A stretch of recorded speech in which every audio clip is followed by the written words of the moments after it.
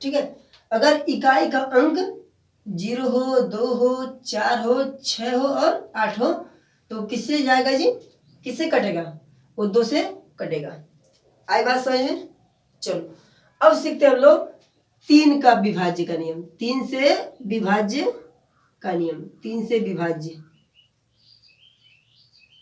अब बताएंगे सभी लोग 3 से विभाज्य का नियम क्या होता है। 3 से विभाज्य का नियम होता है जी कि हम संख्याओं को जोड़ के अगर तीन के मल्टीपल में आ जाता है तो वो अपने आप कट जाता है। किससे कटता है जी, 3 से कटता है। संख्याओं को जोड़ दो, संख्याओं को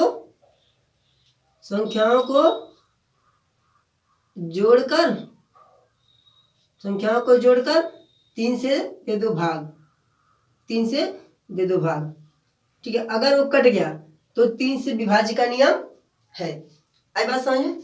चलो देखते हैं कि कैसे पता करते हैं ये ना। अब बात हुई कि कैसे पता करते हैं। देखो 1 है यानी 111 है। ठीक है, बताओ 111 है ना, तो किससे कटेगा। इसका नियम होता है, हमने क्या होता है, संख्याओं का जोड़, संख्याओं को जोड़कर संख्याओं को जोड़ दो। देखो 1 1 1 हमने जोड़ा, 1 + 1 + 1 जोड़ दिया, क्या आ गया जी, 3 आ गया। अगर 3 से हमने इसको भाग दिया, कट गया ना, तो यानी कि अगर ये कट गया तो ये किससे विभाज्य है, 3 से विभाज्य है। अब इसके लिए हम 3 से इसमें भाग देंगे तो देखो कट जाएगा। 3 त्रिका 9, 3 त्रिका 9, बचा 2, उतर गया 1, 3 सत्ते 21।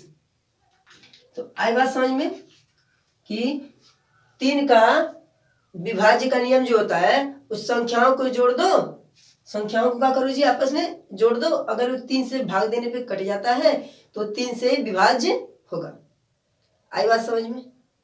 चलो बहुत अच्छे, इसी क्रम में आगे बढ़ते हैं। ठीक है, आप लोग निकाल के दिखाइएगा, अभी हम देते हैं आपको।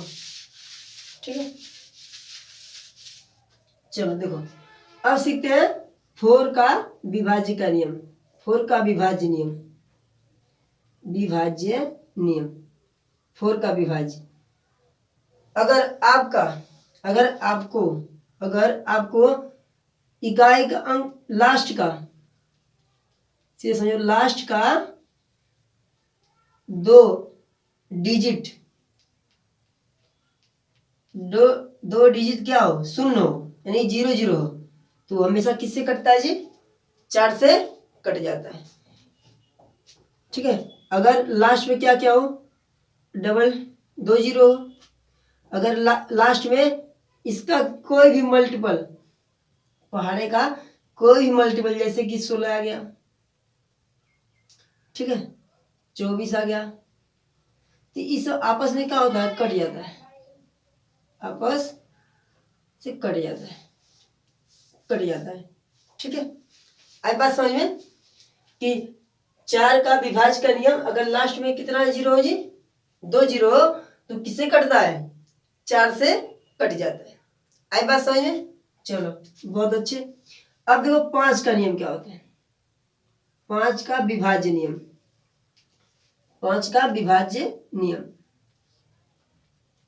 अगर इकाई का अंक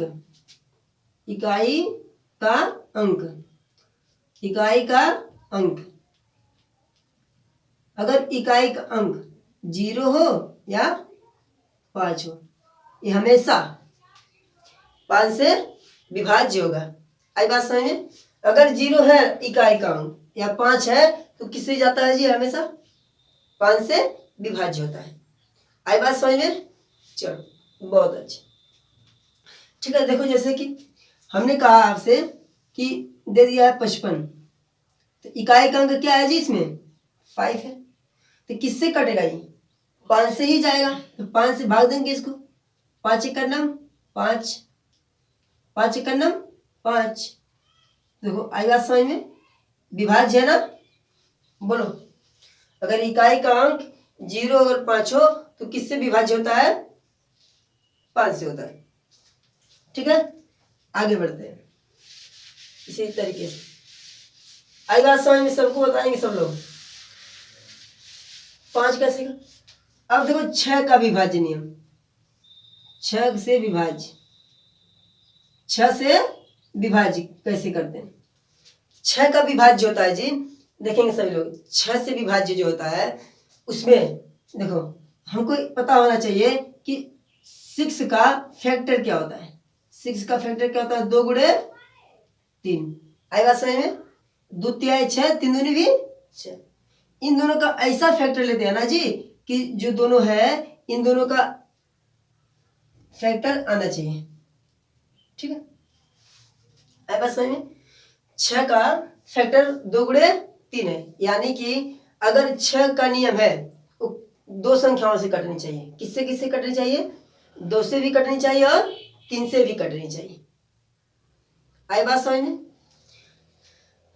ठीक है, आई बात समझ में? देखो अगर हमको नियम में क्या जानना है जी, जो 2 से भी कटे और 3 से भी कटे वो किससे विभाज्य होता है? 2 से और 3 से कटे वो किससे विभाज्य होता है जी? 6 से विभाज्य होता है, 6 से विभाज्य होता है, ठीक है। बहुत अच्छा, इन दोनों का मल्टीपल ही समझ लो, ठीक है। इन दोनों का मल्टीपल 2 गुणे 3, 2 से भी कटना चाहिए और 3 से भी कटना चाहिए। इसी तरीके से हम एग्जाम्पल में लेते हैं कि कैसे इसको पता करेंगे कि 6 से कटेगा किससे कटेगा, ठीक है। इसको करने के लिए अगर 12 दे दिया, ठीक है, बोलेंगे सर 12 दे दिया ना, तो देखो ये 2 से कटेगा ना, 2 से भी जाएगा और फिर 3 से भी गया ना। देखो 2 छक्के 12 और 3 चौके 12। आई बात समझ में? अगर दोनों से कट गया ना तो 6 से विभाज्य का नियम है, ठीक है। आई बात समझ में? चलो बहुत अच्छा, आगे बढ़ते हैं। देखो 7 का रूल वैसा कुछ होता नहीं है लेकिन बहुत ही बड़ा है, ठीक है। तो हम 8 का सीखते हैं। क्या सीखते हैं जी? 8 से विभाज्य, 8 से विभाज्य, बहुत ही बेसिक तरीके से 8 से विभाज्य। अब बताइए कि इकाई के अंक में अगर 3 जीरो हो तो किससे कटेगा? हमेशा अगर लास्ट का 3 डिजिट, लास्ट का 3 डिजिट, अगर लास्ट का 3 डिजिट है, ठीक है, 3 डिजिट, अगर लास्ट का 3 डिजिट क्या हो? 0 हो तो किससे कटेगा? 8 से विभाज्य होगा। आई बात समझ में? एक तरीका होता है, ठीक है। और आगे बढ़ते हैं फिर 9 का देखते हैं। 9 से विभाज्य क्या होता है? 9 से विभाज्य सेम रूल जो हम लोग अभी 3 का सीखे थे ना, संख्याओं को जोड़ दो 3 से भाग दे दो, सीखे थे 3 का। तो इसमें संख्याओं को जोड़ दो, संख्याओं को क्या करो जी? संख्याओं को जोड़ दो, संख्याओं को जोड़ दो और 9 से क्या कर दो जी? भाग दे दो। अगर वो कट जाता है तो किससे विभाज्य होगा जी? 9 से विभाज्य होगा। आई बात समझ में? बोलो सत्यम, बोलो तुम, आ गया समझ में? बहुत अच्छे। देखो ऐसे ही करते हैं, ठीक है। 9 से विभाज्य का नियम क्या होता है? जो संख्याओं को जोड़ दिया जाए और 9 से अगर वो कट जाता है तो विभाज्य होता है। एग्जाम्पल के लिए हम आपको बताते हैं। देखो अगर 27 है, ठीक है, फिर 36 है। देखो दोनों संख्याओं को जोड़ो, 7 प्लस 2 कितना होगा? 9 होगा। अब बताओ 9 से नहीं जाएगा, भाग कट जाएगा ना, यानी कि 9 से क्या है? विभाज्य है। इसको देखो 6 3 9 ये भी जाएगा। आई बात से 18 है, इसको भी करो। जो भी 9 से भाग देने पे कट जाता है, संख्याओं को जोड़ दो और 9 से भाग दो, अगर कट गया तो 9 से विभाज्य होता है।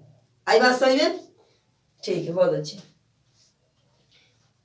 अब हम लोग सीखते हैं कि 9 से विभाज्य हो गया।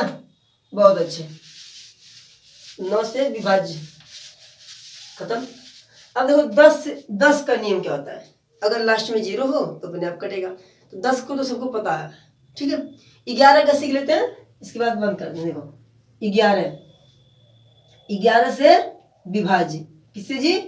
11 से विभाज्य। 11 से विभाज्य कैसे होता है, हम लोग खंड करने की तरीका सीख रहे हैं, ठीक है। गुणन खंड यानी खंडित खंडित करने का तरीका, ठीक है, कि खंडित खंडित कैसे होता है, ठीक है। 11 से विभाज्य का नियम, एकांतर क्रम में जोड़ के घटा दो। अब जो एकांतर क्रम क्या होता है, यानी एक को छोड़ के एक को क्या कर दो, बताओ, एक को छोड़कर जोड़ दो, एक को छोड़कर जोड़ दो और घटा दो। आई बात समझ में? देखो अभी आ जाएगा, एक को छोड़कर फिर जोड़कर फिर घटा दो, एक को छोड़कर और जोड़कर घटा दो। देखो ध्यान से, पहले देखो 1 2 1 यानी 121 है, बोलेंगे सभी। हमने कहा अगर एक को लिया तो एक को छोड़कर इसको लेना है। तो एकांतर क्रम का मतलब होता है, देखो अगर मैंने इसको लिया, ठीक है, तो एक को छोड़ दिया, ठीक है, फिर इसको ले लिया, तो मैं इन दोनों को आपस में जोड़ूंगा, ठीक है। और फिर इधर देखो कुछ नहीं है यानी कि 0 होगा, ठीक है, तो इन दोनों को आपस में जोड़ूंगा। देखो मैंने एक और एक को जोड़ा, फिर मैंने कहा क्या लिखा है, घटा दो, फिर 2 को और 0 को जोड़ दिया, ठीक है, 1 1 2 और 2 2 हो गया, ठीक है। और दोनों को घटा देंगे तो क्या आ जाएगा जी, 0। अगर 0 आ गया, अगर 0 आ गया तो समझ जाओ कि किससे कटेगा जी, 11 से विभाज्य होगा। आई बात समझ में? अगर 0 नहीं आता है, ठीक है, और 11 से कटने के टेबल में आता है, अगर 11 आ गया 22 आ गया तो समझ जाओ कि वो किससे कटेगा, 11 से ही विभाज्य होगा। आई बात समझ में? ठीक है, आइए, बहुत अच्छे, ठीक है। आगे देखते हैं हम लोग कि अब कैसे गुणनखंड करते हैं, संरक्षण कैसे करते हैं जल्दी से, ठीक है। गुणनखंड कैसे करते हैं अब जल्दी से। अभी तक हमने सीखा 2 का नियम, 3 का नियम, 4 का नियम, फिर 5 का नियम, फिर 6 का, फिर 8 का, फिर 9 का, फिर 11 का, ठीक है। अब हम लोग कैसे निकालते हैं गुणनखंड, देखो ध्यान से। हमने कहा 100 है, 50 है, चलो मान लो 10 10 है, 10 है, बताइए सत्य, 10 लिखा है, 100 लिखा है, ठीक है, बहुत अच्छे। हमने कहा 50 है, पहले बताओ हम किसको कर दें, इन दोनों में से 50 को कर दें। चलो देखो, हमने क्या सिखाया तुमको, अगर लास्ट की संख्या क्या हो जी, अगर इकाई का अंक अगर 0 है तो किससे कटता है, 2 चीजों से कटता है, या तो 5 से कटेगा या तो 2 से कटेगा। लेकिन हम लोग हमेशा याद रखना बाबू कि क्या होता है कि हमेशा सबसे छोटी संख्या से काटने की कोशिश करो। हमेशा किससे काटने की कोशिश करो जी, सबसे छोटी संख्या से। अब देखो ध्यान से, हमने थोड़ा इसको दूर बनाते हैं ऐसे, ठीक है। आई बात सही है? देखो हम अगर 0 है इकाई का अंक तो हम इसे 2 से करेंगे, किससे करेंगे जी, 2 से। अब ये समझ लो कि इसको हम क्या कर रहे हैं, भाग ही दे रहे हैं, क्या है जी, भाग है। जितनी बार में भागफल आता है यहाँ पे वही लिखते हैं हम लोग, ठीक है। अगर देखो बहुत आसान तरीका सिखा रहा हूँ कैसे करते हैं, फिर फटाक से करना आप लोग। देखो 2 है ना, 2 का ऐसा टेबल पढ़ो कि 5 आ जाए, तो 5 तो आएगा नहीं 2 में। देखो 2 2 1 के 2 2 दूनी 4, 2 तिहाई 6, तो 2 तिहाई 6, ज्यादा नहीं होना चाहिए, हमेशा उससे कम कम लेना चाहिए। कितनी बार में जा रहा है बताओ, 2 दूनी 4, कितनी बार में, 2 दूनी 4, कितनी बार में गया, 2 बार में गया ना। यानी कि एक बार सोचो, हमारे दिमाग में देखो करीब 50 है, ठीक है। हमने इसको कहा कि 2 दूनी 4 किया हूं, 2 दूनी 4, ठीक है, 2 दूनी 4। हमने कहा कि 2 बार में इसको मैंने काटा, 2 दूनी 4, यानी कि 5 में से 4 गया, ठीक है, तो 1 बचेगा ना। तो 1 यहाँ नहीं लिखते हम लोग, समझो कहाँ आ गया, 1 इसके बगल में आ गया, क्या आ गया यहाँ पे, इसके बगल में आ गया। तो क्या हो गया, देखो ध्यान से, क्या हो गया, 10 हो गया, क्या हो गया जी, 10 हो गया। तो यहाँ देखो 2 दूनी 4, 2 दूनी 4, यानी कि आप समझो 4 था, ठीक है। अगर 5 में से 4 गया तो एक बचा होगा ना, यानी कि एक यहाँ इसके बगल में आ गया, यानी कि 10 हो गया। आई बात समझ में? तो फिर 2 पंजे 10, 2 पंजे 10। आई बात समझ में? हमने कहा कि 2 दूनी 4, 2 बार में गया, यहाँ पे 4 हुआ, 5 में से अगर 4 गया तो एक बचेगा ना, तो एक समझ लो कहाँ आ गया, इसके बगल में आ गया, तो क्या हो गया, 10 हो गया। आई बात समझ में? फिर 2 पंजे 10 हो गया। फिर हमने आपको 5 का विभाज्य का नियम सीखे थे आप लोग, अगर लास्ट में क्या हो, इकाई का अंक क्या हो, 5 हो। अब किसी से नहीं कटेगा वो, इकाई का अंक 5 है ना, तो 5 ही से ही कटेगा। देखो 5 है, देखो 5 से काटो, 5 पच्चे 25, देखो। अब फिर 5 है, जब तब तक काटो, ठीक है, तब तक काटो उसे, या तब तक उसको विभाज्य करो कि जब तक अंतिम अंक क्या आ जाए, 1 आ जाए। क्या आ जाए जी, 1 आ जाए। सबसे अंतिम अंक क्या आना चाहिए, 1 आना चाहिए कटने के बाद। देखो 5 से जाएगा, फिर 5 से, 5 1 नम 5। देखो जब तक ये 1 नहीं आ जाए ना, तब तक उसको काटते जाना है। आई बात समझ में? चलो इसी तरीके से इसको देखो, देखो ऐसे 0 है ना, हमने सिखाया कि 0 10 से भी कटता है अगर लास्ट में हो, 5 से भी कटता है और 2 से भी कटता है। हमने कहा छोटी संख्याओं से काटते हुए चलते हैं, ठीक है।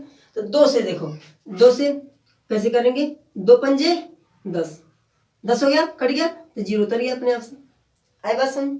फिर अभी देखो हमने सीखा ना, इसको फिर से करते हैं।